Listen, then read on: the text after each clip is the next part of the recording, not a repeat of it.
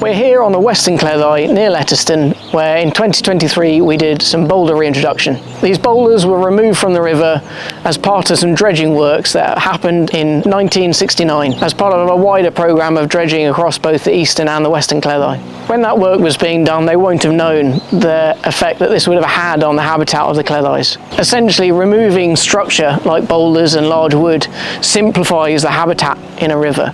The flow becomes more uniform, the bed of the river becomes more uniform, and it makes less quality habitat for fish to live in. So we were thrilled when in 2023, with the permission of the landowners, we were able to return these boulders to the river. River habitat is all about how flow interacts with structure. You can imagine as the water hits a boulder, it can't go through, it has to go around. So you get these areas of faster flow around the outsides and then a sort of slower patch behind it. That change in flow and that flow diversity has lots of implications for lots of different species of fish. When people think about habitat in rivers for fish, mostly they'll be imagining those salmon and those suin swimming upriver as part of the migration. But really that's not what habitat in rivers means to those fish. What they're there for is spawning. So what they are looking for is that good quality spawning habitat and that good quality rearing habitat. They want their offspring to have the best chance possible so that they can produce as many offspring as possible that then go to sea. For those fish, the spawning habitat they're looking for is clean gravel. Salmon and suin both need to lay their eggs in a bed of gravel where oxygen is able to flow freely throughout that whole bed of gravel, keeping those eggs alive. And where that bed of gravel has fine sand and silt in it, it impedes the flow of oxygen, meaning that less eggs hatch. Adding the boulders back in means that we've got these areas of faster flowing water where those fine particles can't settle and are washed away downstream.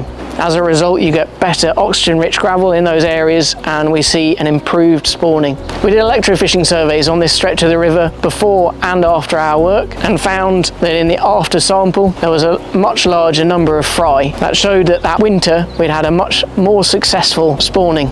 Then as those fry and those parr are growing up in the river, they need to be able to live as easily as possible and eat well in order to grow as big, as fast as possible. What they need is good food, but also not to spend too much energy getting that food.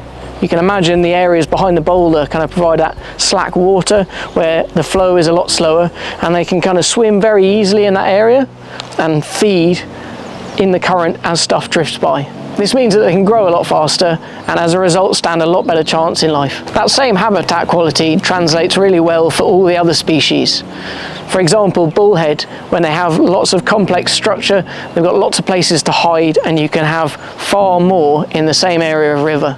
Bullhead live under rocks. Actually, the males are really faithful to their home rock. They will occupy a space under that same stone, pebble for a long time, for most of their life. And you can easily find that same bullhead under that same stone, even if that stone has moved during a flood. In those same electrofishing surveys that we did here before and after the works, we found that the number of bullheads in this reach of the river trebled. Juvenile trout are actually really territorial, and where they can see another trout, they will often scare that away. Having large visual barriers like boulders means that you can have a far greater density of juveniles occupying the same area. The effects of how a boulder improves the habitat for any of these species isn't just those few isolated pieces, but it's on all of the other wider stuff. Every new insect species that can occupy their areas, food for the juvenile trout and for the bullhead and for eels and for dippers. So the more complexity we have, the more new niches there are available, and the more easy it is to occupy that habitat, the better the river habitat is.